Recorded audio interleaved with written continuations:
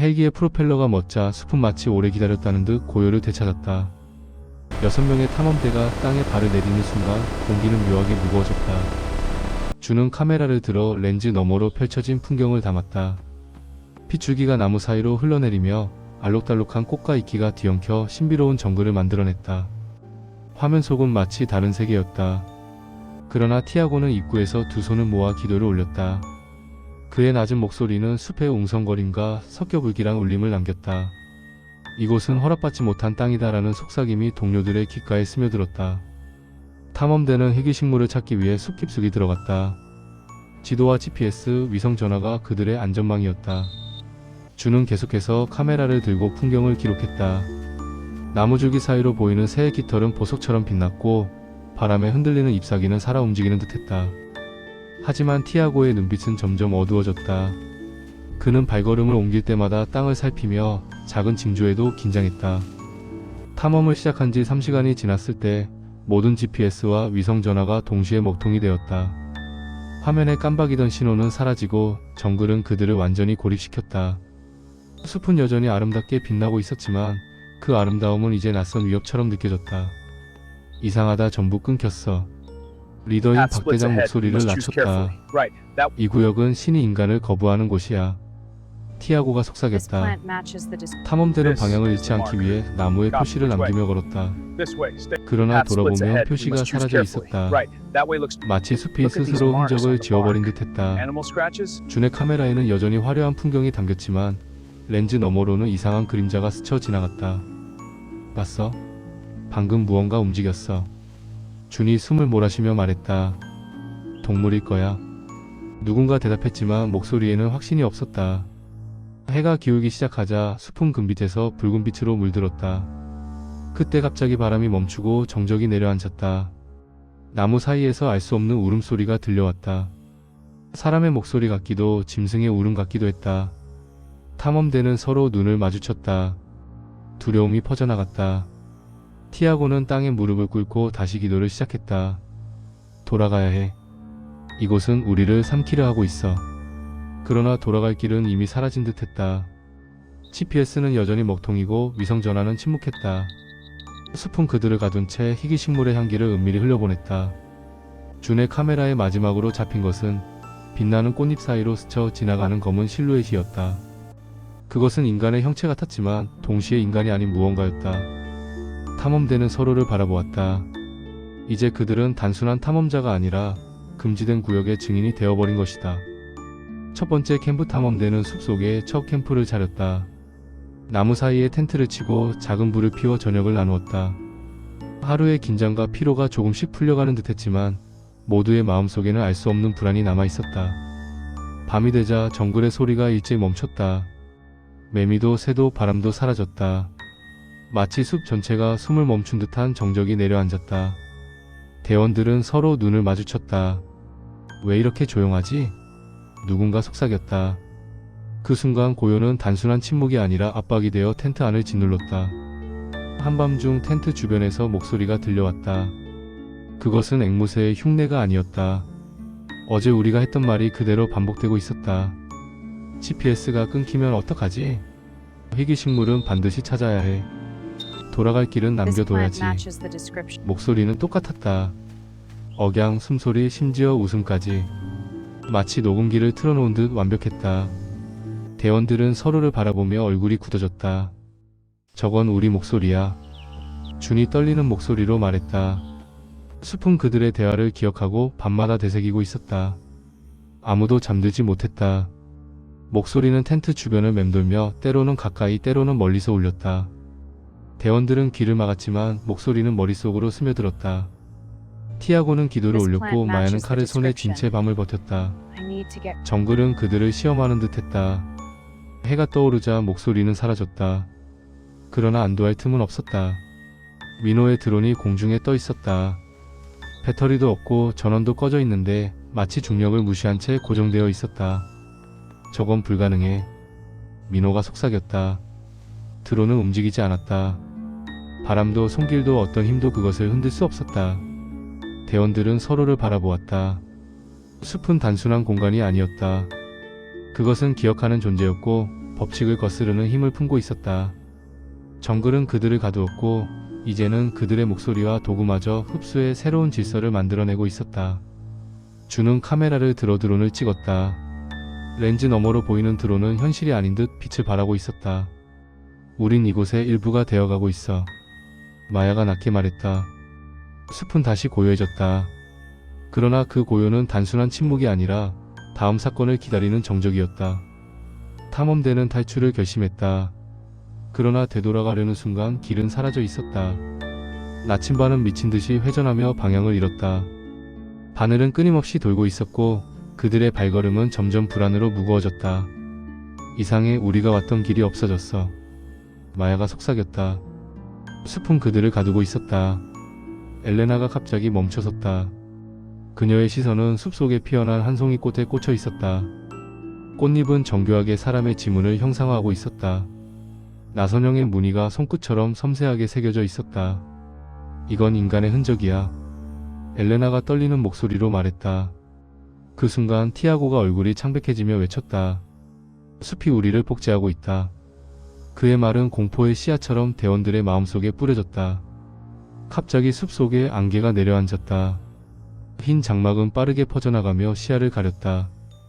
대원들은 서로의 얼굴조차 흐릿하게 보였다. 모두 가까이 붙어 있어. 대장이 소리쳤다. 그러나 그 순간 민호의 모습이 안개 속으로 스며들듯 사라졌다. 민호. 준이 외쳤지만 대답은 없었다. 잠시 후 안개 속에서 들려온 것은 비명이 아니었다. 그것은 웃음소리였다. 낯익은 민호의 웃음이었다. 그러나 그 웃음은 어딘가 뒤틀려 있었다. 너무 길게 너무 크게 마치 숲 전체가 함께 웃는 듯 울려 퍼졌다. 그건 민호가 아니야. 티아고가 속삭였다. 웃음은 점점 가까워졌다. 대원들은 서로를 붙잡으며 뒤로 물러났다. 엘레나는 떨리는 손으로 꽃을 꺾어 들었다. 꽃잎의 지문 무늬가 그녀의 손가락과 정확히 겹쳐졌다. 마치 숲이 그녀를 복사해낸 것처럼. 우린 이곳에 흡수되고 있어. 그녀가 중얼거렸다. 그 순간 안개 속에서 민호의 실루엣이 나타났다. 그러나 그의 얼굴은 흐릿했고 웃음은 입이 아닌 숲 전체에서 흘러나오는 듯했다. 대원들은 도망치려 했지만 나침반은 여전히 미친 듯이 회전했다. 길은 없었다.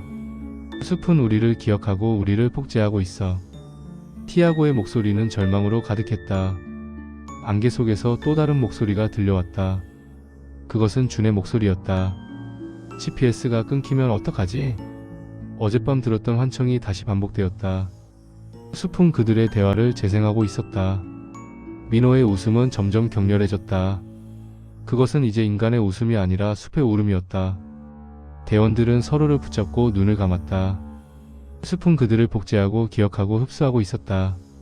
그리고 안개 속에서 또 다른 발자국 소리가 들려왔다. 그것은 분명히 대원들의 발걸음이었다. 그러나 그들은 움직이지 않고 있었다. 숲은 이미 그들을 만들어내고 있었다. 이 소설은 약 15분 낭독 분량으로 구성되어 있습니다. 이어서 원하시면 민호의 복제체와의 조오나 숲이 대원들의 기억을 조작하는 장면을 확장해 드릴 수도 있어요. 거대한 나무 아래 안개가 걷히자 민호가 보였다. 그러나 그는 더 이상 온전한 사람이 아니었다. 몸의 절반이 나무 뿌리와 뒤엉켜 있었고 피부는 뿌리의 결을 따라 굳어져 있었다. 눈은 초점 없이 허공을 바라보며 입술이 천천히 움직였다. 여기 너무 편해. 그 목소리는 무표정한 얼굴과 어울리지 않게 나른했다.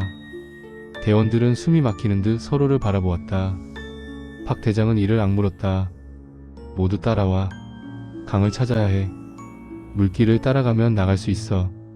그는 대원들을 끌어내며 숲을 헤쳤다. 나무 뿌리와 안개가 발목을 잡았지만 희망은 강가에 있었다. 숲은 그들의 발걸음을 막으려는 듯 소리를 삼켰다. 마침내 물소리가 들려왔다. 대원들은 숨을 몰아쉬며 강가에 도착했다. 흐르는 물은 은빛으로 반짝이며 탈출의 길을 약속하는 듯했다. 살았다. 누군가가 중얼거렸다. 박 대장은 물길을 따라 내려가자고 손짓했다. 모두의 눈에 희망이 비쳤다. 그러나 강물에 비친 모습은 달랐다. 대원들이 고개를 숙여 물에 비친 자신들을 보았을 때 얼굴이 없었다. 대신 정글의 잎사귀들이 얼굴자리를 가득 채우고 있었다. 눈도 코도 입도 없었다. 오직 숲의 잎사귀가 흔들리며 그들의 얼굴을 대신하고 있었다. 저건 우리야? 준이 떨리는 목소리로 말했다. 강물 속의 잎사귀 얼굴들이 동시에 흔들리며 마치 웃는 듯한 형상을 만들었다. 바람도 없는데 잎사귀는 스스로 움직였다. 엘레나는 강물에 손을 대려다 멈췄다.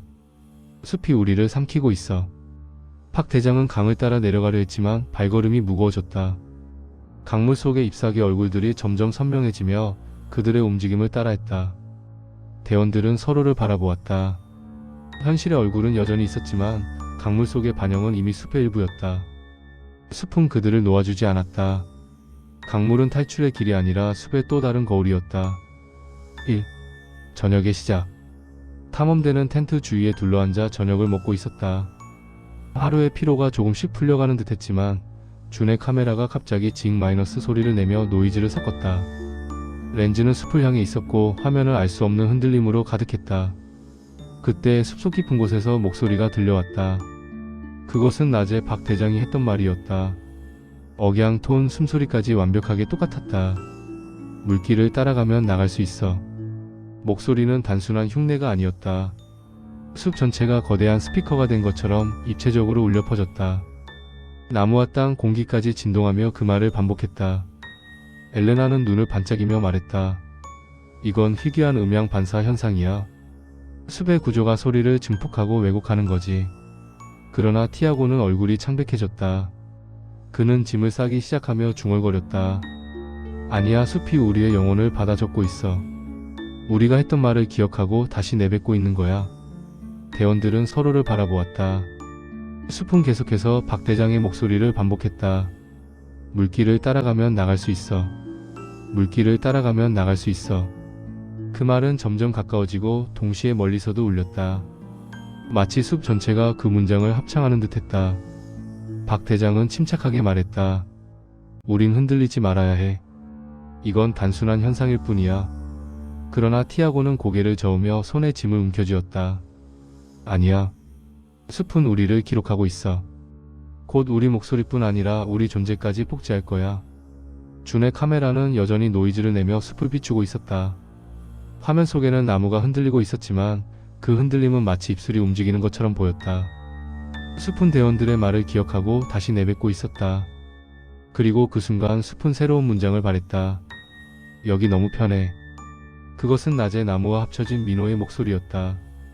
대원들은 숨을 멈췄다. 숲은 단순히 소리를 반사하는 것이 아니라 그들의 영혼을 받아 적고 있었다. 1. 중심부로.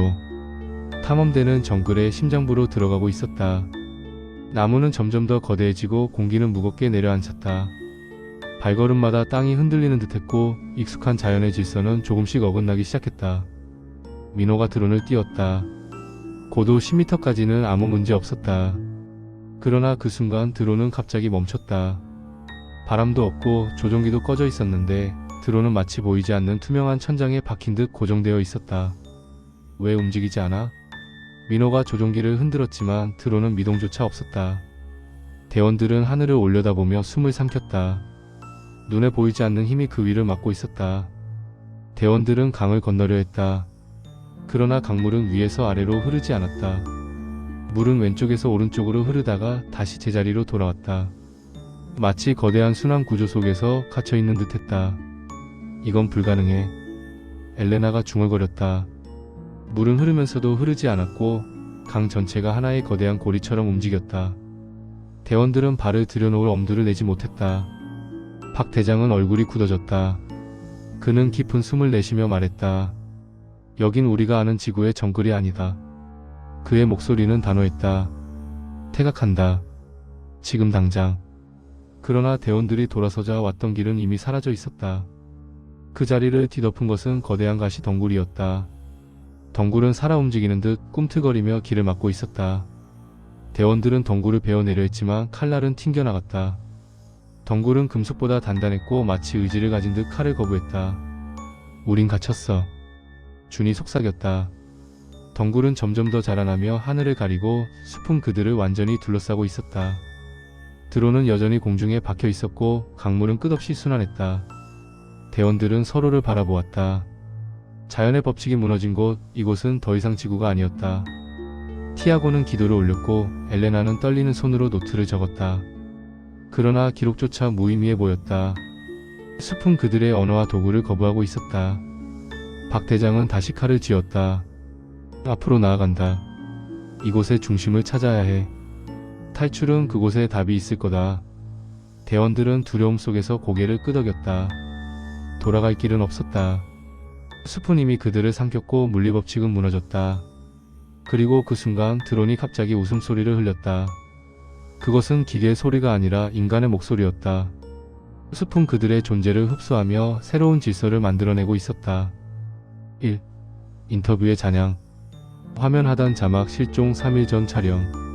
엘레나 박사의 목소리가 흔들린다. 그녀의 손은 떨리고 있었다. 식물은 원래 움직이지 못하잖아요. 하지만 여기 식물들은 의도를 가지고 있어요. 우리가 길을 잃게 만드는 게 아니라 우리가 이곳을 나가고 싶어 하지 않게 만들고 있어요. 정글이 뿜어내는 향기, 그건 마약이에요. 제 뇌가 정글의 뿌리와 연결되는 기분이에요. 그 말은 영상 속에서 메아리처럼 울렸고 이후의 기록은 더 이상 인간의 언어가 아니었다. 주는 마지막까지 카메라를 놓지 않았다. 그러나 이제 카메라는 그의 손에 있지 않았다. 덩굴 줄기가 카메라를 감싸며 스스로 움직이고 있었다. 렌즈는 흔들리며 숲을 따라갔고 화면은 살아있는 듯 방향을 바꿨다. 카메라는 인간의 도구가 아니라 숲의 눈이 되어 있었다. 박 대장이 피투성이가 된 채 화면 속으로 기어왔다. 그의 눈빛은 절박했고 손은 땅을 긁으며 카메라를 향했다. 도와줘. 입을 벌리자 목소리 대신 수만 마리의 매미 소리가 터져나왔다. 카메라는 그 울음소리를 증폭시켰다. 숲 전체가 매미의 합창으로 뒤덮였다. 인간의 구조 요청은 곤충의 울음으로 변질되어 버렸다. 영상은 흔들리며 마지막을 향해 갔다. 화면 속에서 정글 위로 해가 떠올랐다. 빛은 숲을 가득 채웠지만 그 빛은 구원의 신호가 아니었다. 탐험대가 있던 자리에는 이제 아무도 없었다. 대신 사람 형상을 한 6그루의 기이한 나무가 서 있었다.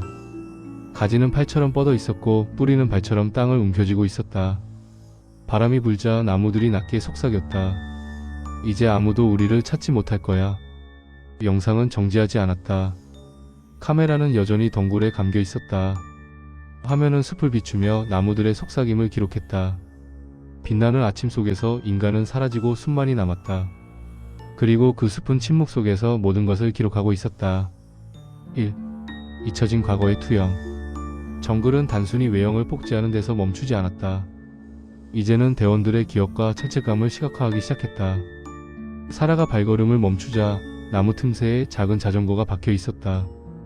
그것은 그녀의 죽은 아이가 타던 것이었다.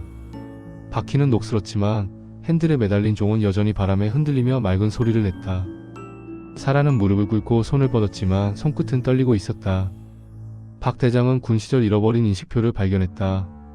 그것은 덩굴에 매달려 있었고 빛을 받아 반짝였다. 그는 손에 쥐려 했지만 인식표는 마치 살아있는 듯 덩굴 속으로 더 깊이 숨어들었다. 안개 속에서는 대원들의 소중한 사람들이 나타났다. 사라의 아이 박 대장의 전후 준의 오래전 연인. 그들은 손짓하며 다가왔지만 가까이 가는 순간 수만 개의 포자로 흩어졌다. 포자는 빛을 머금고 춤추며 대원들을 더 깊은 늪으로 유인했다. 여기선 생각하는 것조차 위험해. 박 대장이 외쳤다. 그러나 이미 늦었다. 대원들은 각자의 환상에 사로잡혀 뿔뿔이 흩어졌다. 민호는 가장 먼저 숲에 흡수되었다. 그의 신경계는 덩굴과 연결되며 몸은 점점 투명한 신호망처럼 변해갔다. 그는 인간 통신 타워가 되었다. 그의 뇌는 숲 전체의 대원들의 위치를 전송하는 안테나 역할을 했다. 눈은 하늘을 향해 고정되었고 입술은 더 이상 인간의 언어를 내뱉지 않았다. 사라 의료진. 사라는 환각 속에서 아이를 보았다. 아이는 웃으며 그녀를 향해 달려왔다. 사라는 눈물이 흐른 채 아이를 안으려 했다. 그러나 그것은 아이가 아니라 거대한 식물의 포식 주머니였다. 그녀는 스스로 그 안으로 걸어 들어갔다. 마지막 비명은 숲의 새소리로 변환되어 정글 전체에 퍼졌다. 티아고는 정글의 분노를 잠재우기 위해 자신의 피를 제물로 바쳤다. 그는 팔을 베어 피를 흘렸지만 숲은 피를 원하지 않았다. 숲은 그의 언어를 원했다. 순간 그의 목소리가 사라졌다. 그는 평생 말을 할 수 없는 벙어리가 되어 숲의 수호자로 남았다. 그의 눈빛은 여전히 인간의 슬픔을 담고 있었지만 입은 영원히 닫혀 있었다. 엘레나는 끝까지 과학적으로 분석하려 했다. 그러나 어느 순간 자신의 혈관 속에서 엽록체가 흐르는 것을 보았다. 그녀는 미소 지었다. 드디어 완벽한 진화를 찾았어. 그녀는 스스로 나무가 되기를 선택했다. 몸은 뿌리로 변했고 손은 가지로 뻗었다. 그녀의 마지막 숨결은 잎사귀의 떨림으로 바뀌었다. 준의 카메라는 여전히 돌아가고 있었다. 그러나 이제 그것은 인간의 손에 있지 않았다. 덩굴이 카메라를 감싸며 숲의 시선을 기록하고 있었다. 박 대장은 마지막까지 살아남았다. 그는 피투성이가 된 채 카메라를 향해 기어왔다. 입을 벌리자 목소리 대신 수만 마리의 매미 소리가 터져나왔다. 구조 요청은 곤충의 울음으로 변질되었다. 해가 떠오르자 탐험대가 있던 자리에 사람은 없었다. 대신 사람 형상을 한 6그루의 기이한 나무가 서 있었다. 가지는 팔처럼 뻗어 있었고 뿌리는 발처럼 땅을 움켜쥐고 있었다.